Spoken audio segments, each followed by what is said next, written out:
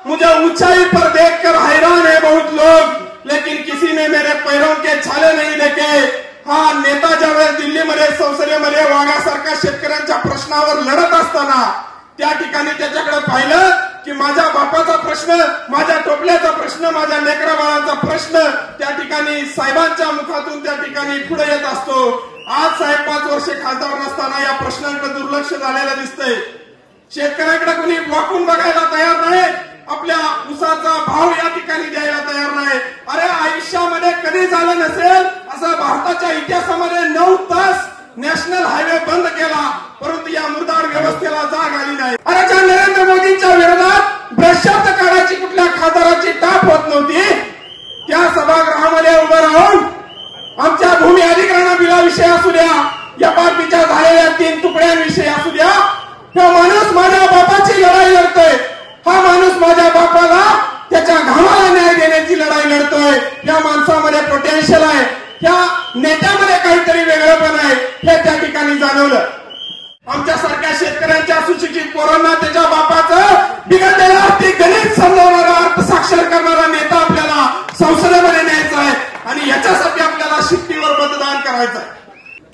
पण सांगायला फार अभिमान वाटतो की ज्या क्रांतिसिंह नाना पाटलांनी इंग्रजांच्या छाताडावर बसून 15 ऑगस्ट 1947 ला जी काय आपल्या देशाला स्वातंत्र्य मिळालं असेल, त्या स्वातंत्र्य मिळण्याच्या अगोदर 250 गावं स्वतंत्र केले आणि खऱ्या अर्थानं क्रांतिसिंह नाना पाटलांचे वैचारिक वारसदार ज्यांना म्हणतायत की जो नेता रस्त्यावर उतरल्यानंतर हजारो लाखो शेतकऱ्यांची मांदियाळी त्या ठिकाणी येते आणि या कारखानदारांच्या, या प्रस्थापितांच्या काळजामध्ये धस होतं आणि खऱ्या अर्थानं शेतकऱ्यांना त्या ठिकाणी न्याय मिळतो, असं आपल्या सर्वांचं नेतृत्व म्हणजे सन्माननीय राजू शेट्टी साहेब।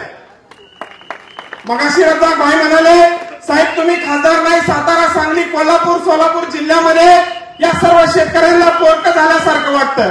खऱ्या अर्थानं आमच्या सातारकरांची भावना त्यांनी त्या ठिकाणी मांडलेली आहे आणि म्हणूनच काल हनुमान जयंतीचा उत्सव फार मोठ्या प्रमाणामध्ये आपण केला। जर नेता प्रभू श्रीरामासारखा असला तर हनुमानासारखा लंका जळायला देखील आम्हाला कधी काही वाईट वाटणार नाही, तेवढी ताकद आपला नेता या ठिकाणी आपल्याला देत असतो। दिल्लीमध्ये महाविद्यालयामध्ये शिकत असताना संसदेमध्ये जाण्याचा योग आला। अरे एक महाराष्ट्रातला शेतकऱ्यांच्या टोपल्याची लढाई लढणारा खासदार त्या ठिकाणी बाणेदारपणे लढताना पाहिला। पंजाबमध्ये गेलो, पंजाबमध्ये लोक विचारायची कहां से आए हो, मी सांगायचो महाराष्ट्र से आए हो, पश्चिम महाराष्ट्र से आया हो। अरे आप तो राजू शेट्टी जी के यहां से आइए, मान सन्मान त्या ठिकाणी पंजाब मधल्या शेतकऱ्यांनी देखील दिला। भावांनो, शिट्टी एखाद्या शाळेतील पीटी मास्तरांना वाजवली तर आपल्या आयुष्याला शिस्त लागत असते। शिट्टी एखाद्या आरटीओ पोलीस अधिकाऱ्याने वाजवली तर काळजामध्ये धस होत असतं। तीच शिट्टी एखाद्या तमाशाच्या फळामध्ये वाजली तर त्या कलाकारांना प्रोत्साहन मिळत असतं। पण ज्या वेळेस ही शिट्टी हातकणंगलेमधल्या स्वाभिमानीच्या कार्यकर्त्यांनी वाजवलेली असते, त्यावेळेस मात्र राजू शेट्टी साहेबांना खासदारच करते आणि दिल्लीमध्ये त्या ठिकाणी पाठवते। आणि म्हणून ही शिट्टी महत्वाची आहे। ही बसलेली सर्व माणसं आहेत, या माणसांची, या नेत्यांची भूमिका काय आहे? ज्वारीचा एक दाणा ज्यावेळेस स्वतःला मातीमध्ये गाळून घेतो त्यावेळेस त्या एका दाण्याचे हजारो दाणे त्या ठिकाणी निर्माण होतात। या ठिकाणी बसलेल्या सावकारांची भूमिका तीच आहे, जालेंदर पाटील साहेबांची भूमिका तीच आहे, वैभव कांबळे यांची भूमिका तीच आहे, शैलेश अडकेंची भूमिका तीच आहे, संदीप राजोबा, जे कोणी नेते या ठिकाणी सर्व बसलेले आहेत, या सर्वांची भूमिका हीच आहे।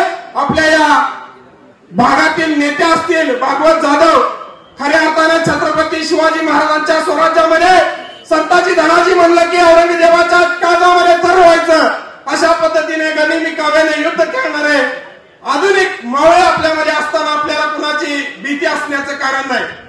आणि म्हणूनच leader is nothing but reflection of the society.